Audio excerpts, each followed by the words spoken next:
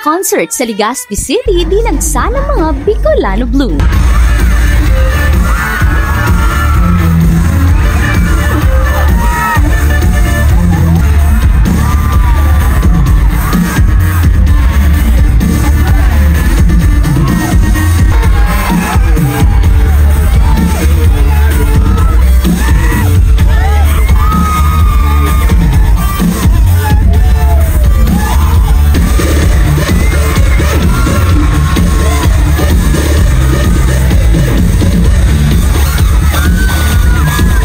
Sa solo intro pa lang ng Philippine Best Female P-Pop Group, di na magkamayaw ang mga Bicolano Bloom.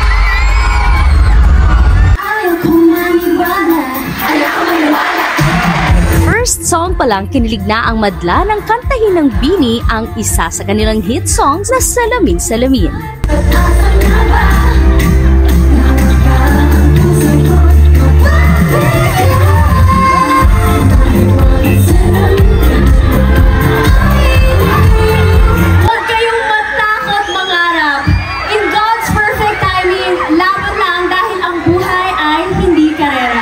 Inspirasyon naman ang hugot ng kanilang kantang karera na may mensahe ng pag-asa at pangarap.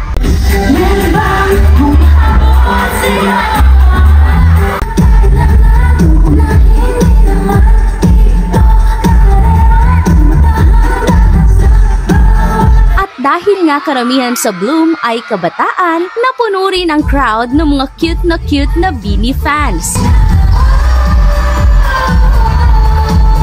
May bit-bit pang placards na may mensahe para sa kanilang idolo. Siyempre kasama rin nila ang kanilang mga guardians na nakarelate naman sa sumunod na kanta.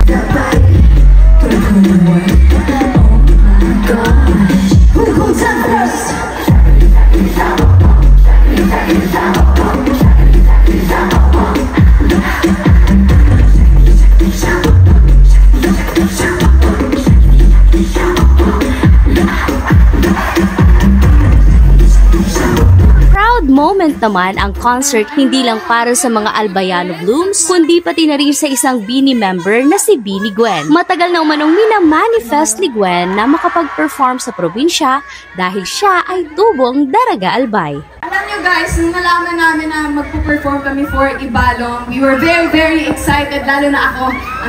Alayin ko yung tig-manifest, sige ko pa rin sa management. And 3 years to in the making, sobrang tagal, and it's finally happening! I say I love you!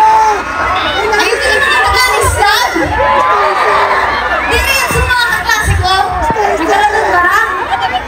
So ayun, sobrang saksi ako kung gano'ng kasaya i-celebrate ang Ibalong at even iba pang festivals na ginagawa dito sa Bicol. I am so proud and it feels really great na I'm back, I'm finally back, but this time kasama na yung girl!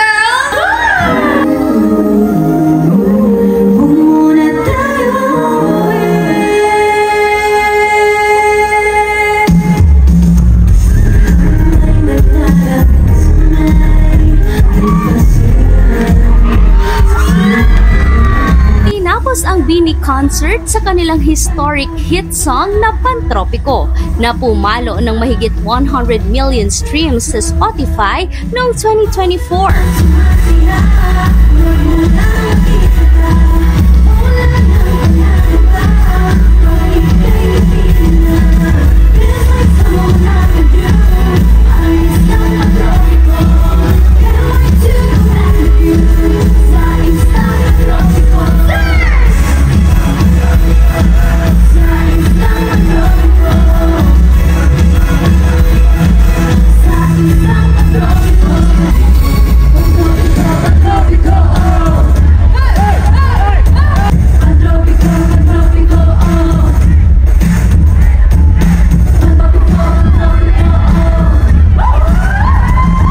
Natapos ang masayang concert sa isang fireworks display at nag-iwan naman ng ngiti, saya at magandang alaala sa mga Bicolano Bloom. This is Mitch Villanueva. Salamat tuloy!